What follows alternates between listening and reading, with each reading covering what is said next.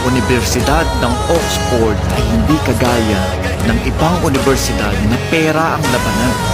Ito ay universidad ng mga matatalino. Lahat ng nakapasok sa University of Oxford ay mga matatalino lamang na may mataas na score sa exam at nakakuha ng A+ to A from A level. Alam mo ba, sa libo-libo ng mga matatalinong sumusubok pasukin ng Oxford University ay maraming nabibigo dahil madalas out of 1,000 mahigit 100 lang ang pumapasa.